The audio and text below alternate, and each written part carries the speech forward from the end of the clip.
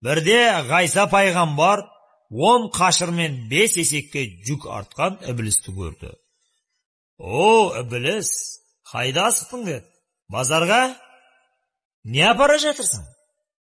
«10 қашыр мен 5 есекке артқан жүгім бар. Жүгің тым көп екен, сатып үлгересің ме?» «Менің тауарымның қаны жерге тамбай тұр, пышақ үстінен сатылып кетеді» деді.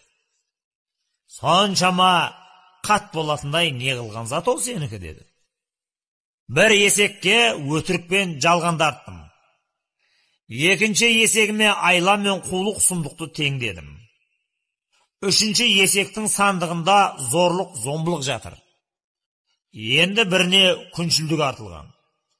Талтаңдап жүре алмай келе жатқан мына есегіме тәкаппарлық пен өзімшілдікті арттым.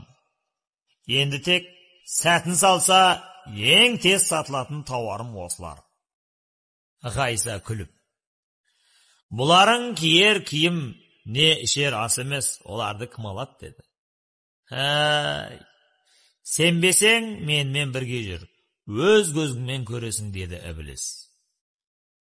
Екеуі базарға келді. Базардағы жұрт Іблістің керуенін тағатсыздана күтіп отыр екен. Ібліс: «Базар әлі қызбапты. Қазір бұл базардың саудасын қайнатам» деді де тауарларын шығара бастады. Қалың жұрт ең бірінші өтірікке бас салды. Ібліс әп-сәтте ақшаға батты да қалды. Екінші қанар да ашылды. Одан қулық сұмдық мекерлікпен айла шықты. Алыпсатарлар таласып қалды. Кейбіреулері сол жерден шыға бере үстіне баға қосып қайта сатты. Ібліс ақшаны қабына топтап еді. Күншілдік пен іштарлықты күтіп тұрған жұрт үшінші қанарға жабысты. Бұл тауарға көбіне абысын ажыны мен көрші қолаңы мен бақталас қатын қалаштар үйір екен. Олар да бағасына қарамады. Сұраған ақшасын лақтырып, тауарды талап алды. Әкім қаралар болса, зорлық, зомбылық салынған қаптарды қашан ашады деп тұр екен. Ібліс қаптың аузын ашқанша, олар бірін-бірі таптап кете жазды. Ақшасын тіпті алтынмен төлеп, барлығын сатып алды. Ібліс Ғайсаға қарап: «5-ші қапта ең қымбат тауар жатыр» деді. Ғайса: «Онда не бар еді?» деп сұрады. «Онда тәкаппарлық пен өзімшілдік жатыр». «Оны кім алады?»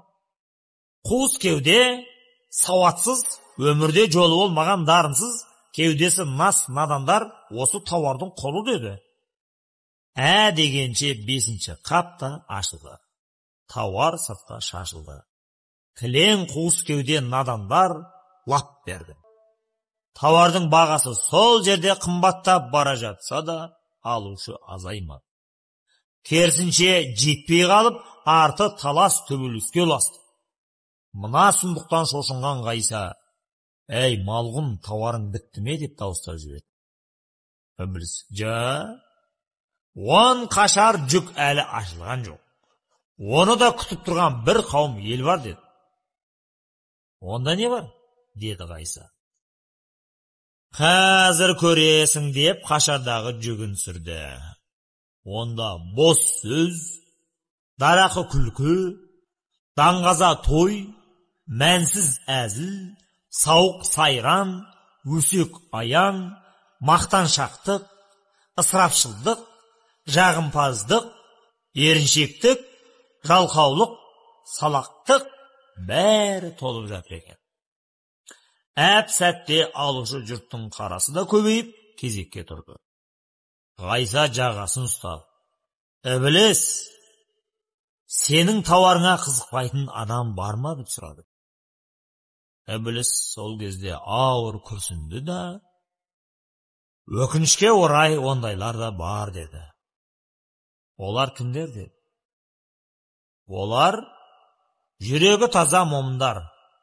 Мен оларды еш қызықтыра алмадым» деп күрсінді Ібліс. Ғайса базардағы жұрт үшін Құдайдан кешірім тіледі де, жүрегі таза момындарды іздеп, bozordan chiqib yuraverdi.